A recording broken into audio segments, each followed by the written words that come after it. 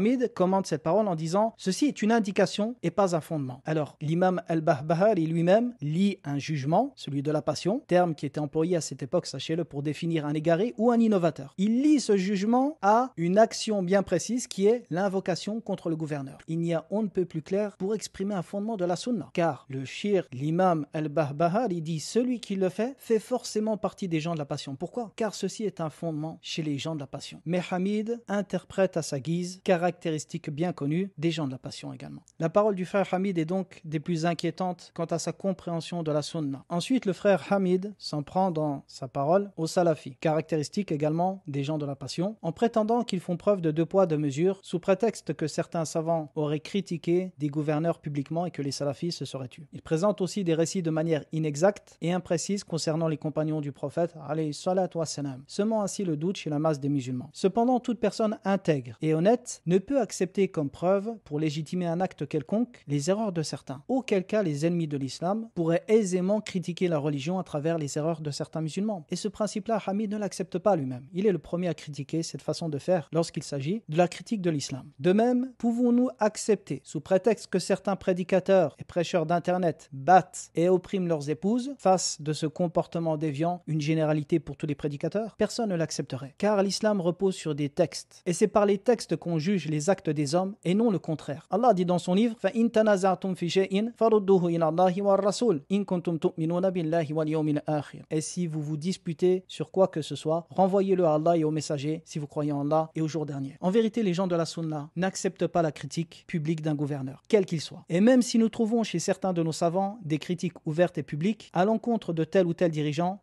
cela peut s'expliquer de deux manières. La première explication est que ces gouverneurs ne sont pas leurs propres gouverneurs, mais ceux d'un autre pays. Car certains savants considèrent, en se basant sur une fatwa de Ibn Taymiyyah, qu'il existe une différence entre son propre gouverneur et celui d'un autre pays, à condition que celui de l'autre pays attaque et fasse preuve d'ingérence envers son pays, même si cet avis n'est pas un sujet de consensus et reste discutable. La deuxième explication, tout simplement, est qu'il s'agit d'une erreur de leur part, et que les gens de la sunna ne l'acceptent pas. Et le fait de dire que les gens se sont tus sur les critiques de tel ou tel shir face à tel ou tel gouverneur est une erreur. Beaucoup sont ceux qui ont critiqué cela parmi les gens de la sunna, car les conséquences et les méfaits de cette critique sont immenses. Même s'il ne s'agit pas de notre propre pays, il n'en demeure pas moins qu'elle affecte d'autres pays musulmans. Quant au fait de dire que Cheikh Ibn Baz à son époque a lui-même critiqué certains gouverneurs, eh bien cela concernait des cas de mécréance clairs et sans équivoque, liés à des règles précises. Il s'agissait donc de situations particulières. Et la base demeure que nous ne voyons pas les salafis critiquer, ni leurs propres gouverneurs, ni ceux des autres pays. Et si certains le font, comme je l'ai dit précédemment, soit c'est parce qu'ils estiment que c'est permis lorsqu'il ne s'agit pas de leur propre gouverneur et que ces derniers attaquent leur pays, soit c'est une erreur de leur part que nous ne cautionnons pas. Enfin, prétexté par le fait que le cheikh Abdel Mohsin al-Abbad, qu'Allah le préserve, a critiqué certains ministres ici en Arabie, relève de l'ignorance du sujet. Car beaucoup de savants font clairement la distinction entre le ministre et le gouverneur. Le gouverneur, c'est le chef du pays, tandis que les ministres travaillent sous son autorité et ne partagent pas le même statut juridique. Ainsi, la critique adressée à un ministre ne rentre pas dans l'interdiction de la critique du gouverneur. Dernièrement, le frère Hamid prétend que les salafis font preuve de deux poids deux mesures car il n'exclut pas certains savants qui sont tombés dans la critique de gouverneurs publiquement des gens de la sunna. Je répondrai que cet argument est faible ou fallacieux. En effet, comme l'ont dit les gens de la sunna parmi les gens de science comme le cheikh de l'islam Ibn Taymiyyah ou encore le Hafidh al-Dhahabi et d'autres parmi les savants anciens et contemporains, ils disent que celui qui est connu pour défendre la sunna et s'efforce de rechercher la vérité puis se trompe, même dans un fondement, il n'est pas exclu des gens de la sunna. Ibn Taymiyyah dit dans le Fatawa en parlant de celui qui tomberait dans un acte de mécréance